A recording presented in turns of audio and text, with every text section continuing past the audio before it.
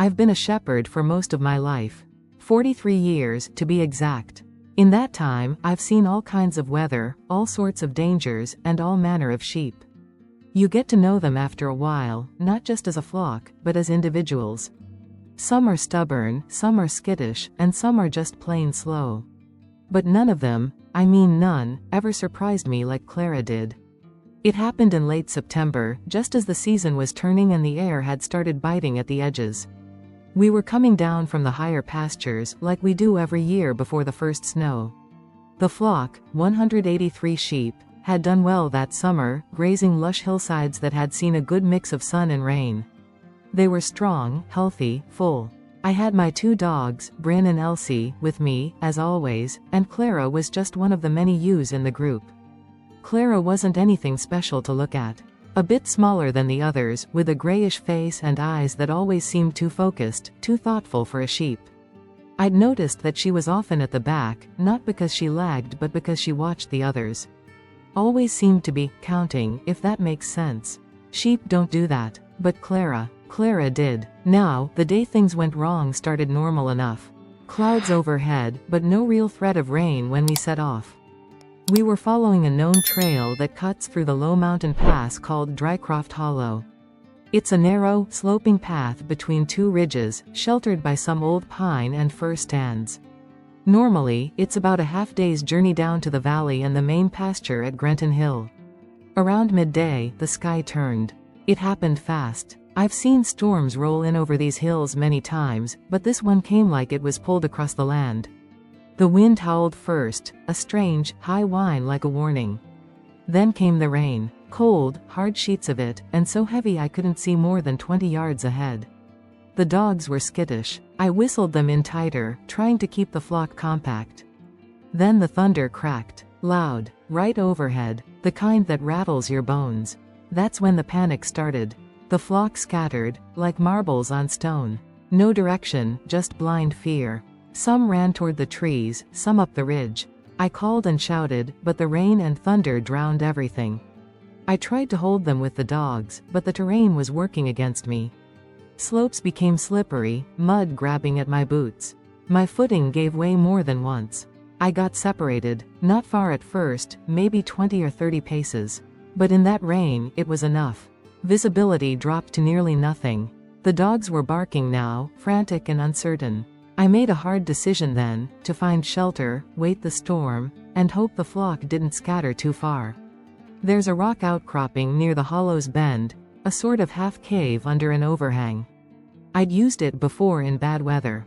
I called the dogs and made for it, soaked to the skin, heart-pounding not just from the storm but from the fear of what it might cost me. Hours passed. The storm didn't ease. The night came early, as it does in the hills, and the rain kept falling. I couldn't sleep, didn't even try. Just sat there, wrapped in my coat, dogs by my side, thinking of the sheep, how many I might have lost, how many I'd find hurt or worse.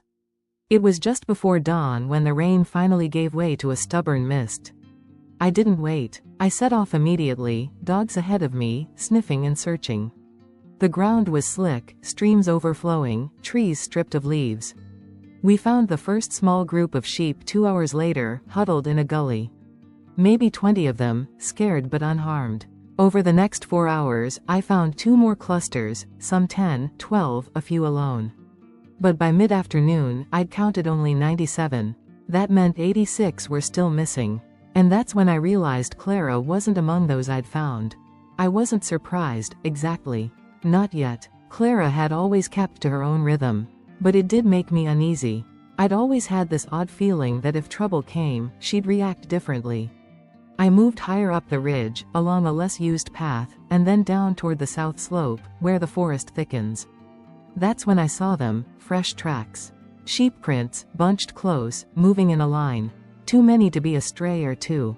I followed them. What I found next is hard to describe without it sounding made up. But I swear on every year I've worked these hills, Clara was leading them. They were on a shelf-like ledge that jutted out from the forest edge, just above a narrow ravine. Maybe 40 or so sheep, tightly packed, standing still. And there, at the front, Clara. She turned her head as I approached and let out a short bleat. not panic, not fear, almost like a greeting. Now, I've seen sheep stick together. I've seen them follow blindly. But this wasn't that. The way they stood, not scattered, not grazing, told me they'd been placed there, corralled in a spot safe from wind and flood. The ledge was slightly raised, dry, and shielded by an outcropping of rock. I approached slowly, not wanting to spook them. The dogs stayed back. I knelt down and watched. Clara didn't move, but the rest began to shuffle toward me, calmly. She waited until the last one passed, then followed behind them. I gathered them, counted, checked for injuries. None. Not one broken leg. Not even a limp. Clara stayed close the entire time. I gave her a good long look. She met my eyes. You'll think I'm mad, but I swear there was something behind that gaze, something alert and knowing. I started calling her Sheepdog Clara after that. Quietly, just to myself. But that wasn't the end of it. Not even close. Because by nightfall that day, I was still missing over 40 sheep. By the time dusk started sinking its teeth into the hills that day, I had 138 sheep accounted for. That meant 45 were still missing. And though I'd already found Clara leading more than 40 to shelter, and should have felt relieved, I didn't. Clara wasn't behaving like the others. She wasn't settling in with the flock. Instead, she stayed alert. Standing near the tree line, not grazing, not resting. Watching. That's when something clicked. I walked up to her, quiet-like, so I wouldn't startle her. But she didn't flinch. She looked up at me, then turned and glanced back toward the trees, once, sharply, and then trotted about 10 yards into the woods before stopping. She looked back again. You learn over years out here to listen when the land speaks, even when it speaks through hooves.